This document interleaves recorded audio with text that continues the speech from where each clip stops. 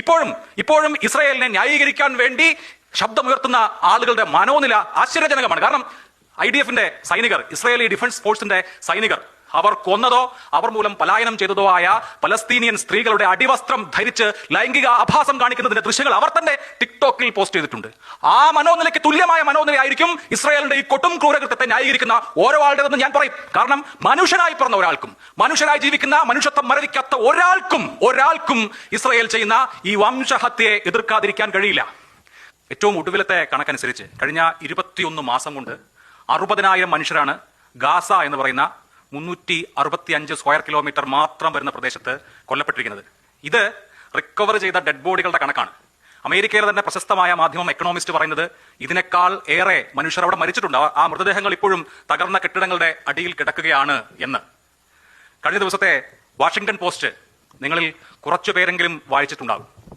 18,500 കുഞ്ഞുങ്ങളാണ് 18,500 കുഞ്ഞുങ്ങളാണ് കഴിഞ്ഞ 21 മാസത്തിനിടെ ഇസ്രായേലിന്റെ ബോംബാക്രമണത്തിൽ ഗാസയിൽ കൊല്ലപ്പെട്ടിരിക്കുന്നത്.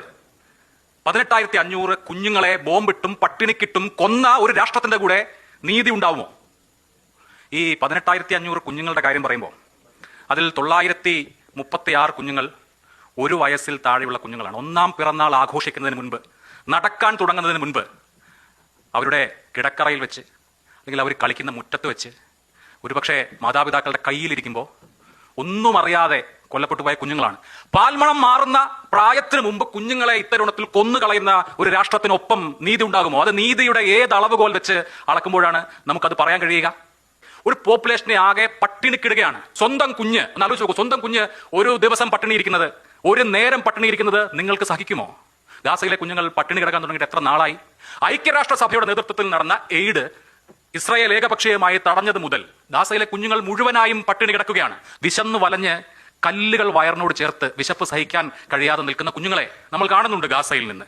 ആ ദിവസങ്ങളോളമുള്ള പട്ടിണി, ആ പട്ടിണി സഹിക്കാതെ ക്യൂവിൽ വെയിലത്ത് കരഞ്ഞു നിൽക്കുന്ന മനുഷ്യരുടെ തലയ്ക്ക് നോക്കി വെടിവെക്കുന്ന ഇസ്രായേൽ ഡിഫൻസ് ഫോഴ്സിനെ നീതിയുടെ ഏത് അളവുകോൽ വെച്ച് അളക്കും? ഇത്രയും വലിയ മനുഷ്യത്വ വിരുദ്ധത ലോകത്ത് ഏതെങ്കിലും യുദ്ധത്തിൽ ഉണ്ടായിട്ടുണ്ടോ? ലോകത്ത് ഇതുവരെ നടന്നിട്ടുള്ള യുദ്ധങ്ങളിൽ ഒന്നുമില്ലാത്ത വിധത്തിലുള്ള നാടകീയമായ നൃശംസത ഇസ്രായേൽ എന്ന് പറയുന്ന ദേശരാഷ്ട്രം അവിടെ അഴിച്ചുവിടുകയാണ്.